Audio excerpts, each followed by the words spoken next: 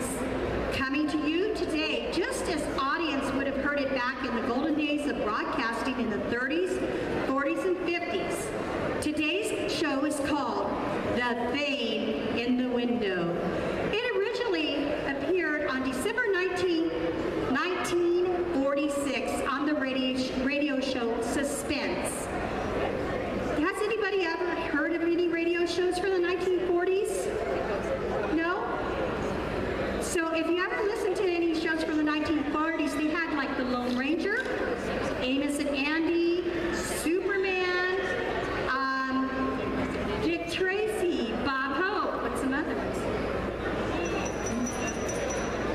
Fibber McGee and Molly. So it was a big thing. One of the most famous radio shows was from War of the Worlds.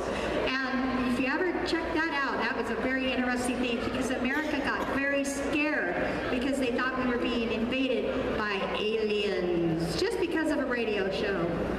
Radio shows are guided by a sound operator, which brings each moment to life with perfectly timed effects, guiding you from place to place using sound alone. When you hear this sound, can you hear it? We need to get it louder.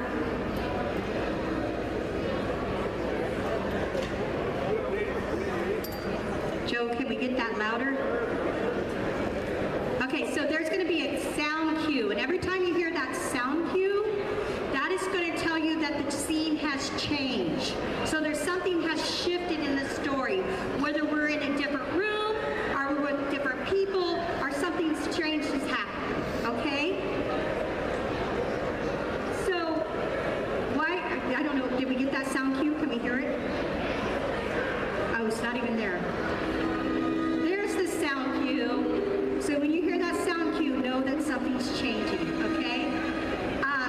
Let's listen up, settle in, and let your imagination tune itself into the wavelengths of yesterday. The curtain is up, or rather the on-air light is glowing bright. It's time for today's broadcast to begin, brought to you by Play It Again radio drama. You'll love it so much, you'll want to play it again.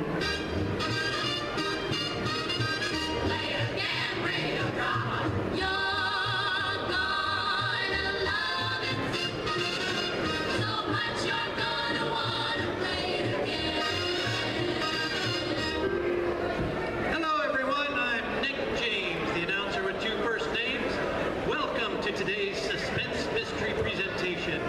Before we begin tonight's tale of suspense, we're delighted to bring you some musical entertainment.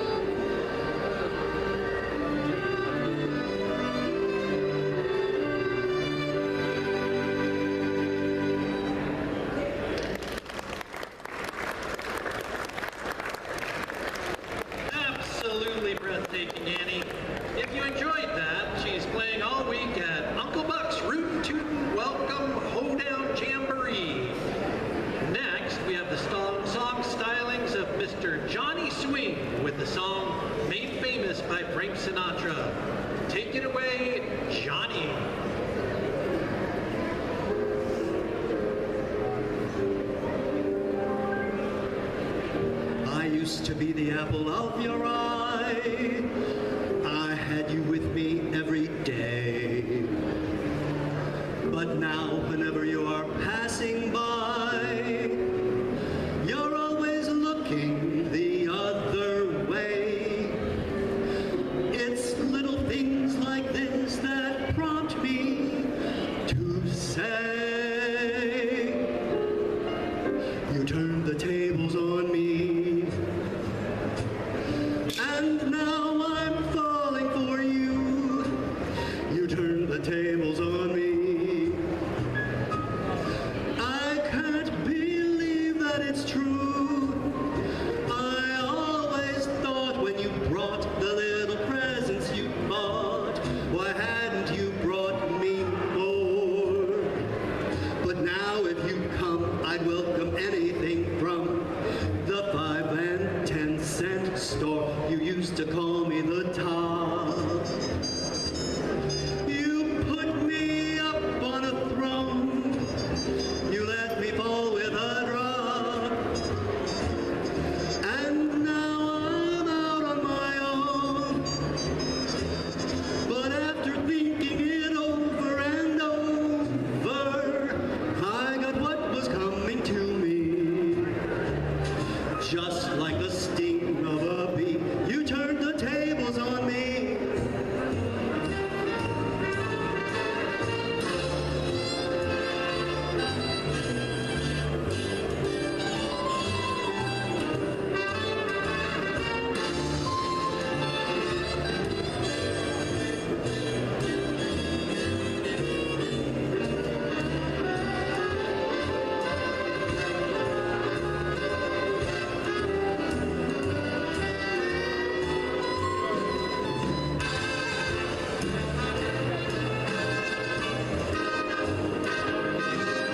You used to call me the top.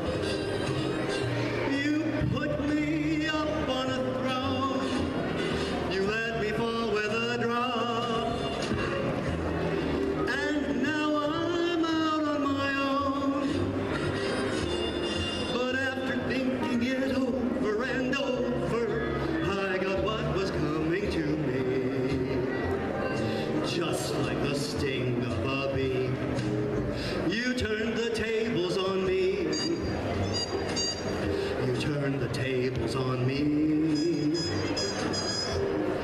You turned the tables on me.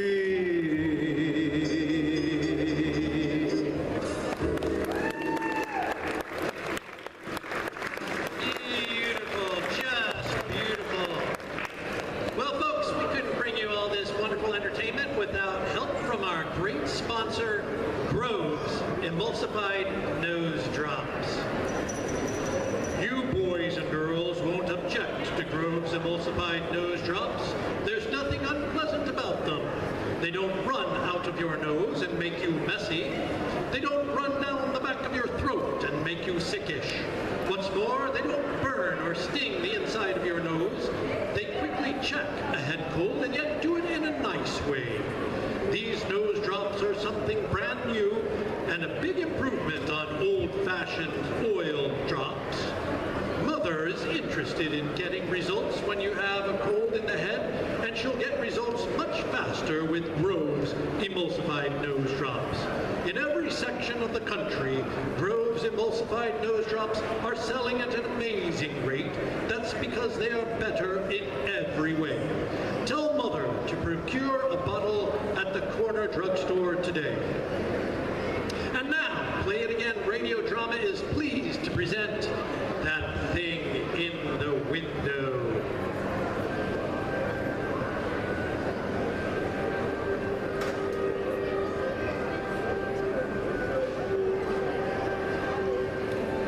Reload 16 tons and what do you get? Another day older and cheaper. What? I'm working here. Stop working on that clock drain for a minute and come over here, will you? Yes, ma'am. I want to show you something. Yes, ma'am. Right here, out this window. Now, look across the street, directly across. The opposite apartment. See that window about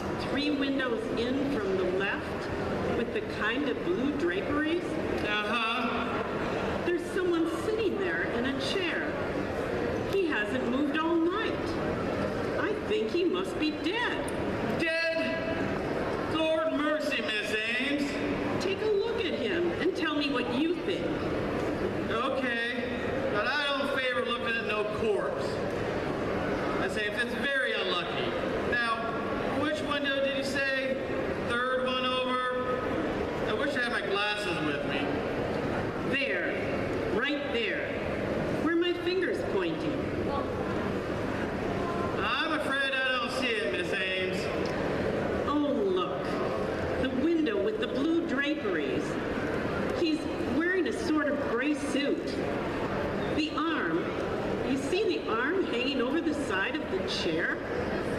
No, ma'am. You've got good eyes, Miss Ames.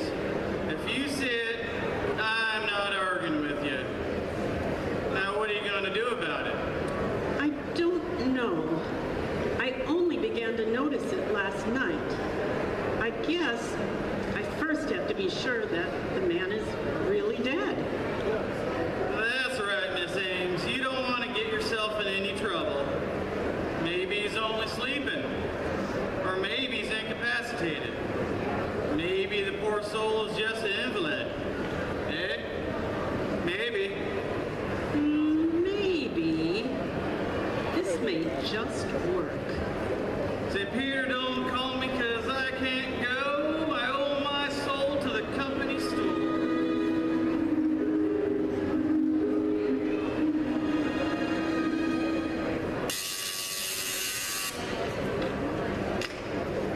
Yeah? Oh, hello. I'm Catherine Ames. Are you the superintendent of this apartment house? That's what it says on the door. I've come to inquire about one of your tenants. Yeah, what is it? What do you want to know? I live across the street. Well, I'll be frank with you, sir. I've been looking out my window across to this building now for 2.5 days, and there seems to be someone dead in one of the windows. Eh? Which window? It's the 10th floor. I've counted from the street, and it's 10 stories up. There's a window with blue draperies, about 3 windows in from the left, facing toward me, that is. And there's a man sitting there slumped down in a chair. Huh. Just a minute. I'll get my chart. 10th floor up from the street, eh? Well, it's really the 9th floor. The lobby counts as 1. We got 2 apartments along the front of the house. It's in the front, yeah? That's right. Huh. Now, 3 windows in from the left, that'll be 9B. 4 room. Nah, it couldn't be right. 9B is 2 ladies. You say this is a man? Yes, the face isn't clearly visible. The head's slumped forward. He's wearing a gray suit, and he's sitting in a high-winged bark chair. I don't place him. Well, maybe he doesn't belong in the house. Maybe he was visiting someone. Like I said, this is all conjecture, of course. He may not be dead, but I've watched him a good deal. I'm home a lot in the daytime. My profession, the stage, doesn't take up too much of my time. It looks quite suspicious. Oh, okay, I'll check on it. Mind if I stick around? Oh, no, sit down. I'll give 9B a ring on the house phone.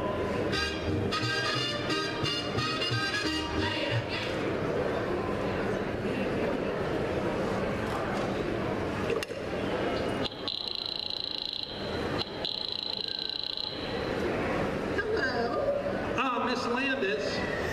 Yes, this is Miss Landis. Who is this? This is Mr. Hanson, the super. Is everything all right up there, Miss Landis? Everything all right? Why, yes. Yes, of course. Okay, Miss Landis. Thanks very much. Thank you. Well, that's that. No soap in 9B. 9A is in the country anyway. If I got the window straight like you said it ought to be, it's a 9B. The single ladies? Yeah. Only it couldn't be them. They're real old maids, not high class like you. They've been living in the house for years. Real old-fashioned types, you know. Say, if they knew you were, they thought there was a man in their apartment, the 2 of them would just jump right out of their skins. Whoa. I don't know what to say. You're sure it must be that apartment? Oh, yeah. Yeah, that's the place, all right. But you probably just made a little mistake. You know how your eyes can play tricks on you. After all, it's a pretty wide street. I don't think I made any mistake.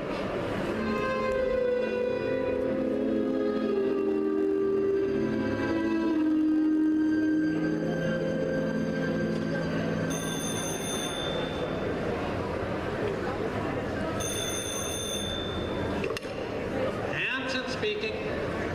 Hello? Mr. Hanson?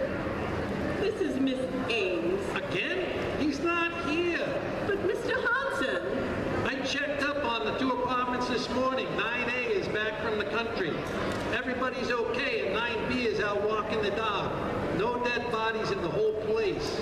I can see it. It's still there. Okay, just where? Will you tell me where? In the same window, the one you said was 9B. Have you gone inside 9B? No. No, but I asked if anybody was sick or dead, and they said no. You asked them? Why didn't you just search their apartment? Search it while they're there. Ring the bell, walk in and do it. Yeah, not without a search warrant from the police. These apartments don't belong to me. I just take care of the building for them anyway. Then let's call the police. Oh, no, not me, Missy. I didn't see no dead body up there. Then I will. After all, somebody's got to do something.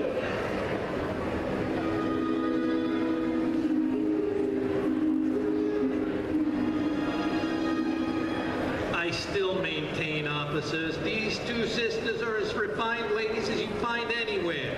High class, nice church-going ladies. They used to teach school up here at PS 33. And that don't mean a thing. Like he said, not a thing. Cool it, O'Malley. You'll have to excuse O'Malley over here. He's a rookie. As it happens, there's a play on Broadway right now in which two nice old ladies commit murder after murder. They got a dog in there. Now, will you tell me one dog that would stay put for almost a week in a flat with a dead person? I'm not telling you anything. All I know is this lady, Miss Ames here, reported a stiff over here. And if she says there is one, there is, until it's proven different. Right, Miss Ames? Well, I keep seeing the thing day in and day out. I'm not working at the moment, and being home so much, well, None of the other neighbors have complained. Dead bodies ain't exact. Ah, all right. Right this way, please. I hope they're home. If they ain't home, you got a pass key, haven't you? Yeah, we gotta have a pass key. Oh, yeah, but we're not supposed to use it unless for an emergency. This is an emergency. Yeah, with a capital E.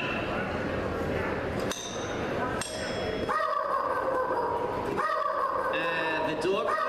Sometimes. I'll just bite the little bugger back. Down, Buster. Get down now.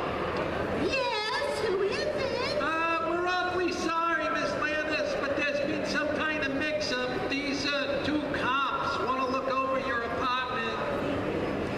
But why? It's not for rent. Oh, I know. It's just that they want to search around and check. Come on. Cut the palaver.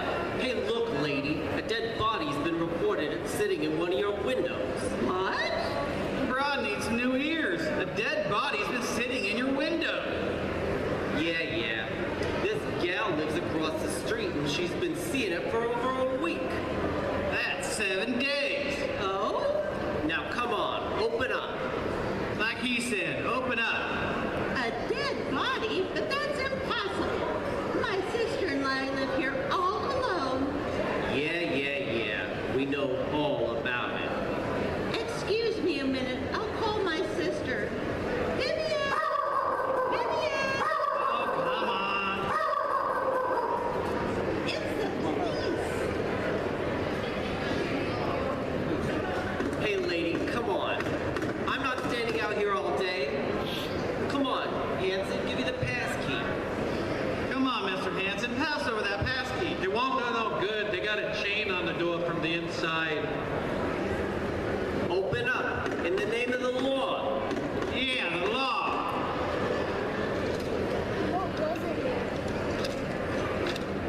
How do you do? I am Miss Vivian Landis. May I ask you what this is all about? Certainly, lady. I've got a search warrant made out by this dame who said to search your place. She said you got a dead body in there. You have a search warrant, and you have a dead body? Why, that's perfectly ridiculous. It is, but it's been reported. Now kindly take that door off the chain and let us through. Of course. First, may I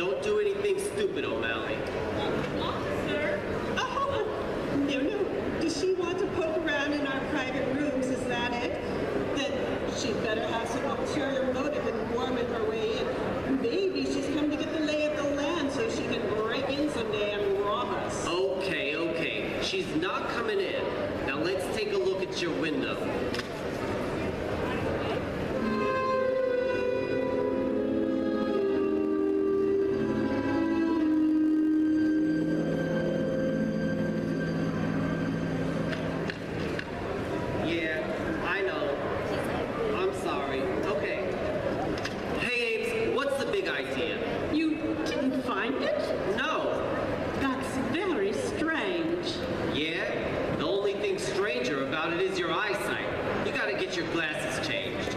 Yeah, good one, Sarge. There wasn't anything in 9B? No! I don't understand it. How could I have seen it so distinctly and it's not there? Perhaps it isn't in the window now. Perhaps they hid it while we were waiting outside the door. Hid it? Now where do you hide a dead body in a 4-room flat? I looked in all the clothes closets and under the sofas and the chairs. Maybe they got it out of the back into the service elevator. Single-handed? With all the garbage cans and laundry going up and down? Yeah, think about it. Perhaps they had accomplices. Oh, you probably think, oh, it's so terrible to keep seeing it and feeling it slowly decaying there in secret. Why, the thing would be there for weeks. It's so high above the streets. Perhaps it'll never be found. Perhaps it's already being destroyed. Well then, if it's gone, what do you gotta worry about? You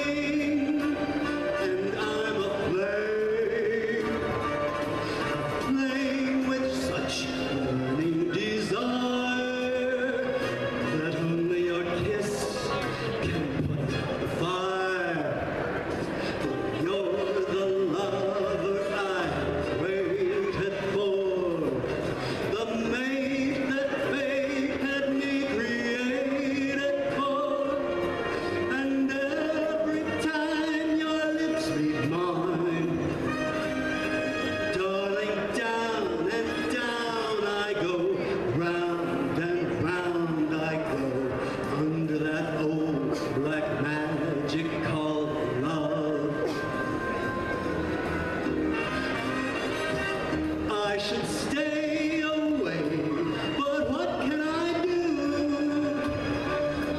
I hear your name, and I'm aflame with such burning desire that only your kiss can put out the fire. For you're the lover I have waited for, the mate that fate had me created for, and every time your lips meet mine,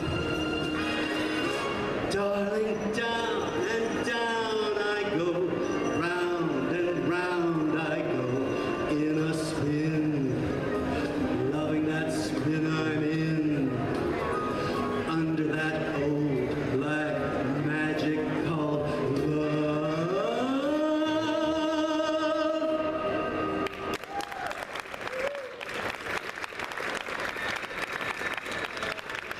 Just great. I believe it actually did get 5 degrees cooler in here. And now, another word from Grove's Emulsified Nose Drops. Grove's Emulsified Nose Drops will surprise you with the way they look and act.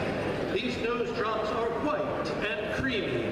They don't look, taste, or smell like medicine, yet they are highly effective. Mommy, can I stick up my nose? That's because they are medicinally superior because they stay up in the nose. That nose drops can stay up the nose will do more good than nose drops that run out. Impress this fact upon Mother, and she will undoubtedly let you try these new type nose drops when you have a head cold or a stuffed head. Mommy, can we get some? All drugstores sell emulsified nose drops, and they're really more economical than old-fashioned kind because you get more for your money and because you can use less. Ask Mother to get a bottle today. We're also brought to you by Camel Cigarettes. Folks, that pleasing mildness of Camel cigarettes is just as enjoyable to a doctor as it is to you or me. In a nationwide survey, doctors from all branches of medicine were asked, "What cigarette do you smoke, doctor?" According to this nationwide survey, more doctors smoke Camels than any other cigarette. Try Camels for yourself, the cigarettes so many doctors enjoy. And now, back to our story. When we left, Miss Ames had just convinced Miss Landis that there was, in fact, a dead body in the apartment. I believe Miss Landis' sister will have something to say about that.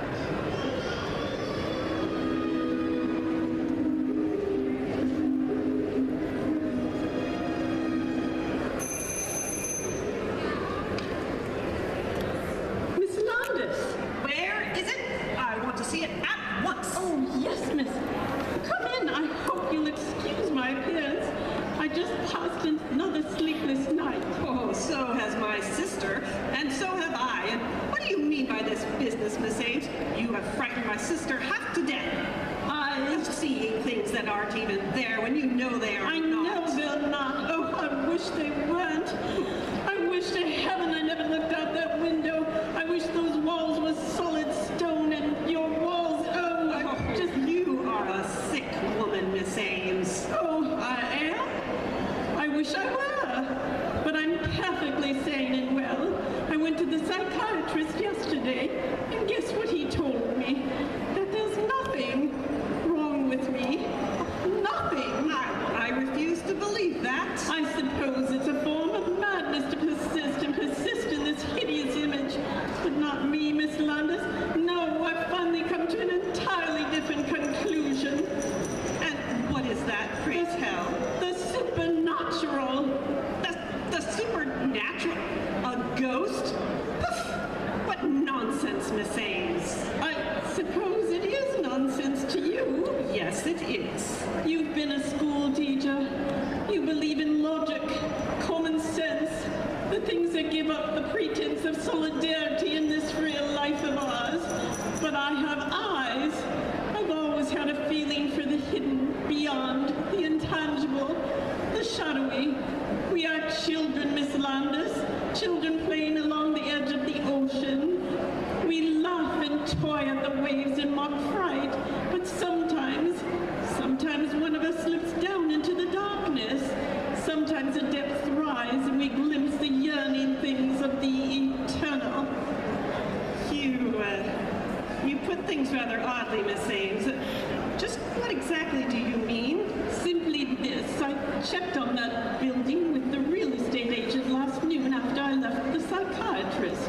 There was a murder.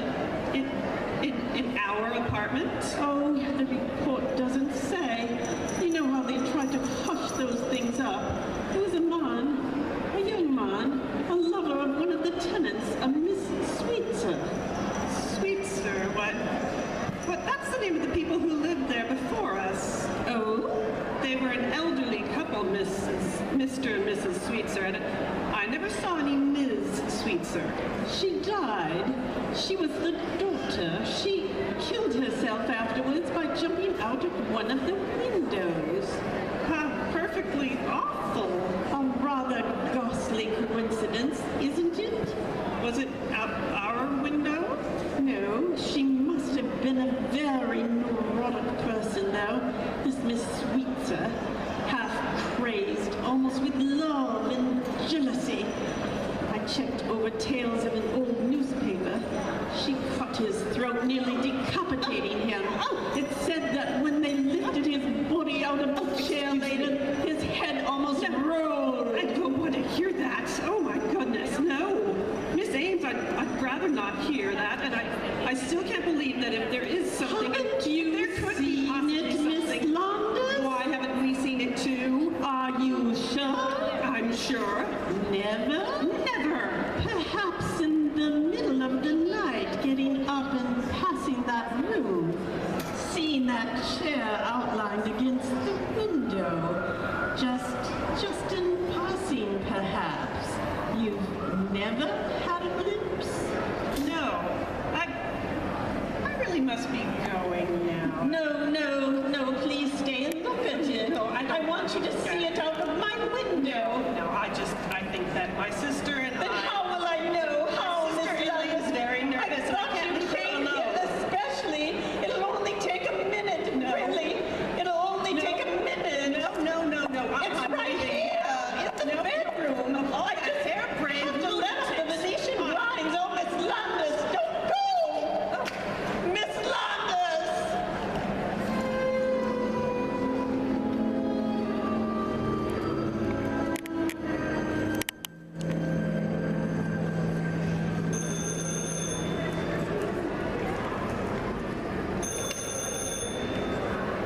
Hello? Oh, hello, Sergeant. This is Ames, Catherine Ames. I just called to let you know I think you're right about that good night's sleep. Yes, I'm going away tomorrow for a long rest, shutting up my apartment. I'm all tied up in knots. I don't know what to think. Oh, they did. Yes, I saw the moving van in front of the house, but I didn't know it was those two sisters. Couldn't take it out. Well, I can't take it much longer myself.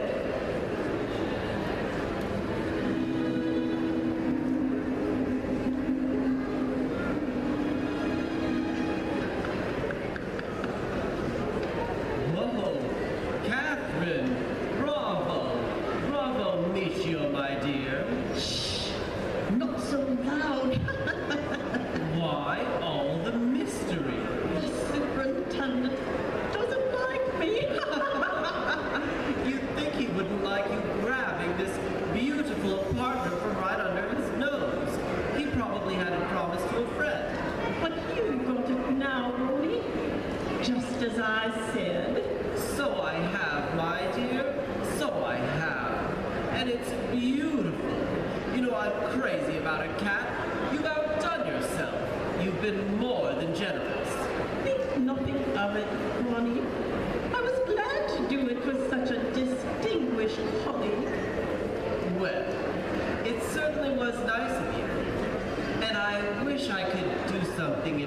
turn. I really do. Perhaps that play I'm doing next week. You know, there's a part in it. A rather small part, but very necessary. Well, thanks just the same, but I'm doing pretty well just now, Bonnie. I don't know how you found it, Catherine. I mean, in this housing shortage, you know, even the superintendent didn't notice the rent. When your call came to my manager, I left rehearsal. I wouldn't trust it to anyone but myself. I left the whole cast just standing there when I came over. And when I asked this gloomy character, Henson, he just said nothing about it. I insisted, of course. I told him who I was, and finally he told. Sure enough, these two sisters who lived here just decided to move out. I hope you didn't mention my name. You know, Hanson knew that I tipped you off. He just... No, you asked me not to. Anyways, I think my own name was enough. Seriously, Kat, how did you know? Were they friends of yours? Oh, no. It's all a long story. Come, let's sit down, shall we? In the living room.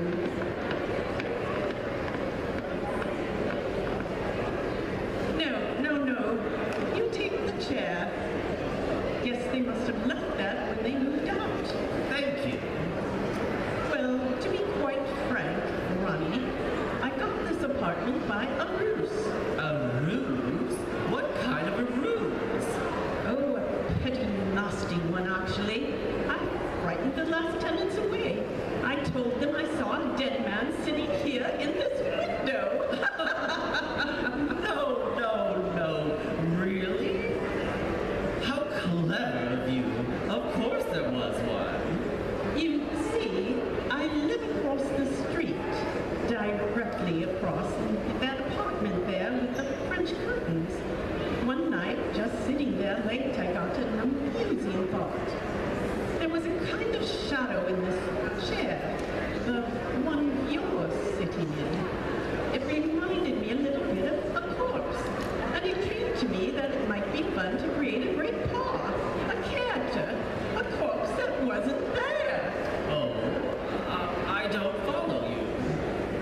Some actors need a play, Ronnie, to create a character. Others, the great ones, work out their own dramas. I proceeded to invent a part for myself. I was the eyewitness, the innocent bystander across the street who saw a corpse in here. And I kept seeing it, and finally, by the power of suggestion, it became real enough to frighten them away. Very clever. Wasn't it rather drastic? And your voice, my dear. I always hoped we'd be neighbors, Ronnie. As a matter of fact, the whole idea for this thing came to me that day in October when you turned me down from that park outside of Sardi's. Don't you remember? You said you were looking for a place then. Oh, yes. It was then I thought how nice it would be to see you right across the street, sitting in this window. I simply had to bring it about. Well, Oh, no, Ronnie. Don't get up. I'm not through. Really, my dear, I think the gang don't even know that I'm here. They'll wait. People always wait for you, don't they, Ronald? I could call them, free of course, but the phone's been disconnected. Well,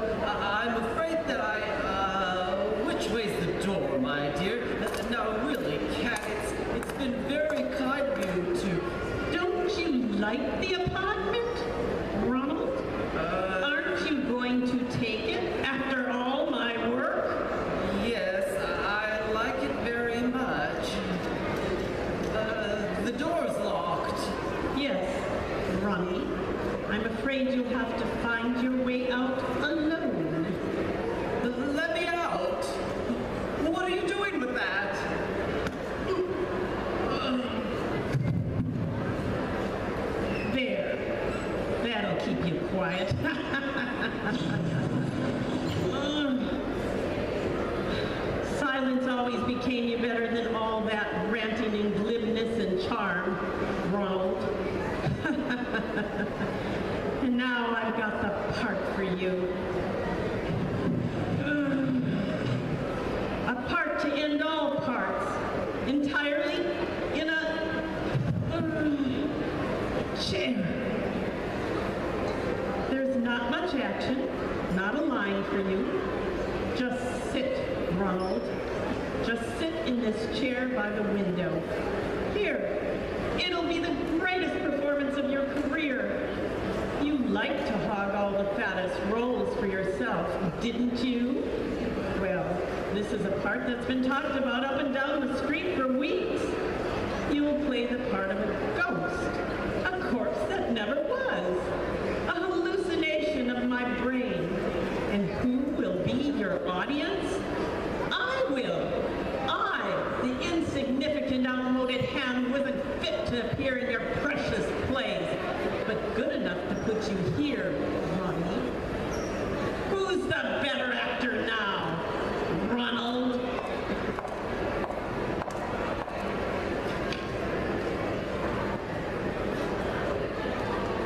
Ciao, Ronnie, my dear, dear friend. Remember, there are no small parts. See you across the street.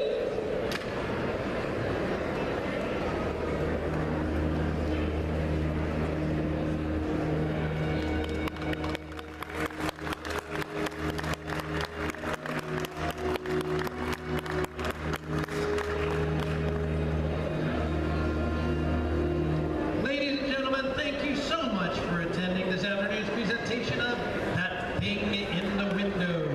Tonight's cast included Joe Kimberly as Handyman Joe and the Second Policeman, Kirk Enstad as the Police Sergeant and Ronald, Bobby Nielsen as Catherine Ain, Dixie Henderson as Elaine Landis, Joanne Ogle as Vivian Landis, and our talented violinist Anastasia Oxenivna, Joe Dyer as Johnny Swing, and I'm Dan Roosh. I did sound, played Mr. Hanson, and the announcer Nick James. Now I'd like to bring up to this, oh no, I'm not. That's all for today. Oh no, sorry. I bring up to our stage our director and manager, Julie Seghetti, to tell you more about our group. Hi everyone, thank you so much for joining us. We are a brand new group and we're so excited to be here. I have a couple things I just want to bring out. If anybody feels like they want to donate, we are brand new and we're trying to develop ourselves. We are available for events, parties, to come talk to us. We have flyers, go hand out. I also would like to tell you a couple really exciting things. Play It Again Radio would like you to help support station KQUA, part of the Umpqua Watersheds. I believe they're right over here. They're a nonprofit. The Roseburg FM signal is 99.7. Outside of Roseburg is 90.5. Sign on at 3 p.m. Sunday to listen to host JD5 in his show Soundtrack Rhapsody. You might recognize the voice over here.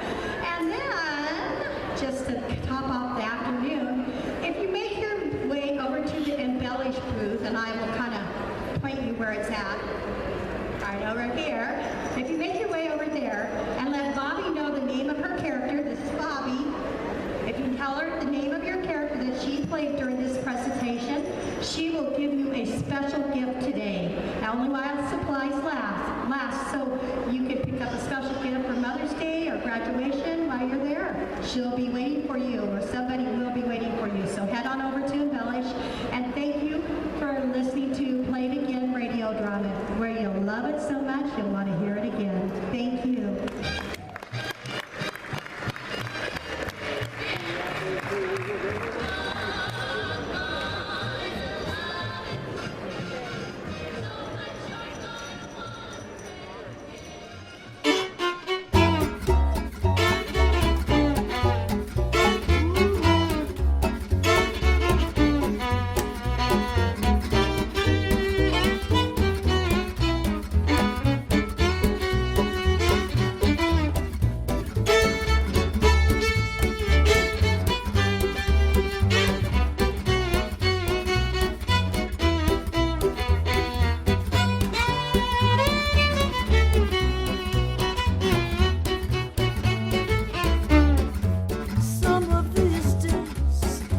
kiss me.